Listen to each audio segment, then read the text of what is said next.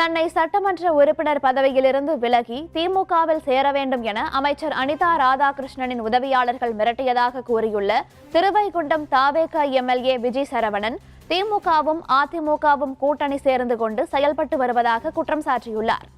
அரசியலில் ஒரு வளர்ச்சி அடைஞ்சிடக்கூடாது என்ற ஒரு கண்ணோட்டத்தில் இங்கே இருக்க திமுகவை சேர்ந்த ஏடிஎம்கே சேர்ந்த இதுக்கு முன்னாள் அமைச்சர்கள்லாம் எல்லாம் சேர்ந்துக்கிட்டு என்னை ஒன்று டிமாண்டுக்குள்ளே வா, ஒன்று எங்கிட்ட பணம் வாங்கிட்டு எங்கள் கட்சிக்குள்ளே வா, இல்லைனா உன்னை டார்கெட் பண்ணி தேவையில்லாமல் நாங்களே எல்லாம் அதாவது மொத்தமாக சேர்ந்து அழிப்போம். ஏன்னா அதான் நடந்துகிட்ருக்கு. நீங்கள் இப்போ என்னை சோசியல் மீடியா நீங்கள் பார்த்தா தெரியும், முழுக்க குறிப்பிட்ட நபருக்கு மட்டும் திரும்ப என்னை பற்றி தவறான விஷயங்களை சொல்கிறாங்க.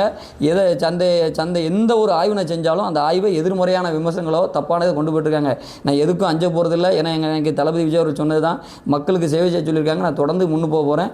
என்னோட நோக்கமே ஒன்று தான், நல்லது செய்கிறது. அதனால தான் இங்கே தமிழை வச்சுக்கிறது நான் பயணித்து இன்றைக்கி இந்த நல்லதை செஞ்சிட்ருக்கேன். இதில் வேறு 1,50,000 சம்பளம் வேறு எனக்கு தராங்க.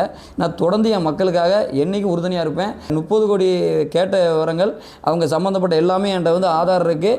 அதை நெல்லையை சேர்ந்த ஒரு தேட்டரு ஓனரும் அதுக்கு சம்மந்தப்பட்ட அடுத்து இந்த கரண்ட் முன்னாள் அமைச்சர் அனிதா ராஜனோட கூட இருக்க 4 பேர் பேசியிருக்காங்க. ஒரு ஆள் பேசல, 4 பேர் பேசியிருக்காங்க. எல்லாமே ரெக்கார்ட்மெட்டிக் ஆதார் இருக்குது. என்கிட்ட கால் பண்ணது, என் கூட இருக்கவங்கிட்ட பேசினது எல்லாத்தையும் ஃபோன் பண்ணி ஒன்று இங்கே வந்துரு, இல்லை நாங்கள் அழிச்சிருவோம். இந்த ஒரு டார்கெட்டில் தான் பண்ணுறாங்க.